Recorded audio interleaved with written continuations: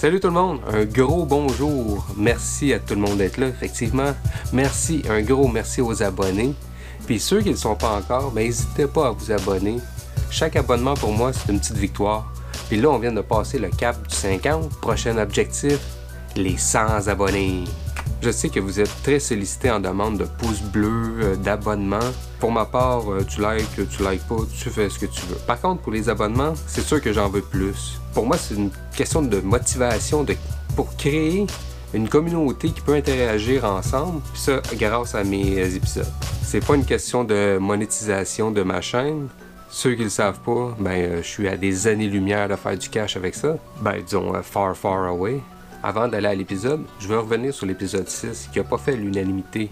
C'est là le plaisir de ta communauté, elle te guide quand tu t'égares. Par contre, je savais qu'en faisant l'épisode comment avoir plus de vues et d'abonnés sur YouTube, me mettait dans une position vulnérable quand même. C'est un peu par déformation professionnelle, puisque depuis plusieurs années, je travaille dans le milieu de la publicité, que c'était inévitable que j'essaie des trucs sur YouTube.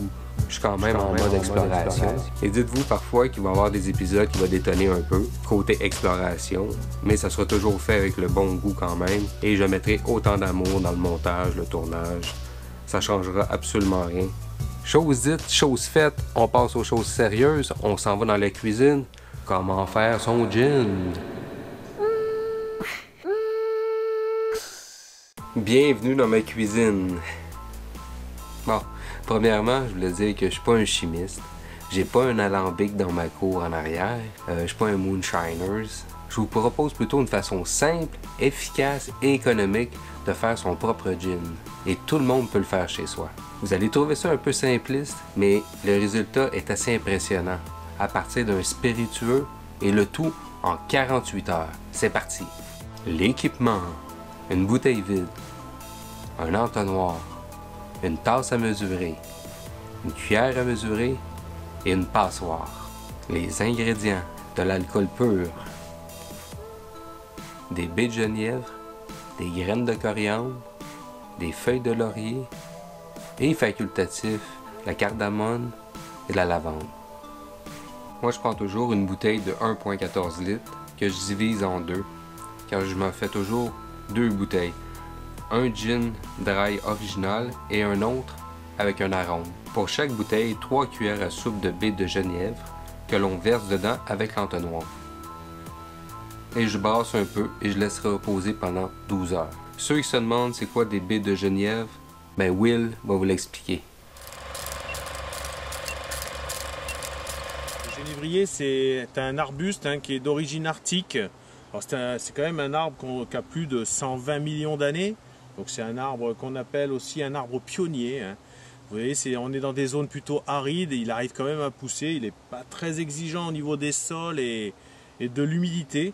Donc on le trouve à peu près partout dans les zones méditerranéennes. Voilà, actuellement. On produit un alcool avec le genièvre aussi. Donc je crois que tout le monde le connaît. Tout le monde en a plus ou moins bu dans sa jeunesse. Ou encore maintenant. Voilà, c'est le gin. Ensuite, on ajoute une cuillère à soupe de graines de coriandre et une bonne feuille de laurier. Et là, si vous le voulez, une demi-cuillère à soupe de lavande, 3 petits morceaux de cardamone cassée et vos arômes. Quand je parle d'arômes, je parle pas d'arômes artificiels. Moi, j'en ai fait avec des morceaux de concombre, du zeste de citron et lime. C'est rafraîchissant. Laissez aller votre imagination. On brasse bien la bouteille et on dépose pour une période de 36 heures.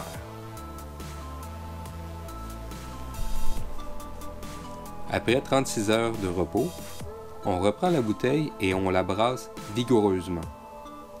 À l'aide d'une passoire, on transvide l'alcool pour filtrer le tout. On rince la bouteille et ensuite on retransvide l'alcool à l'intérieur. Et voici votre gin.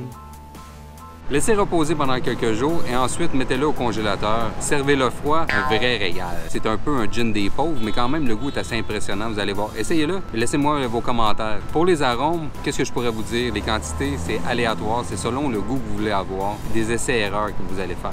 Merci encore d'avoir écouté l'épisode.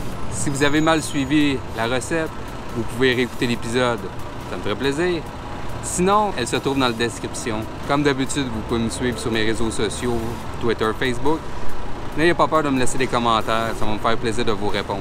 Alors, merci beaucoup d'avoir écouté l'épisode. À la prochaine, tout le monde. Ciao!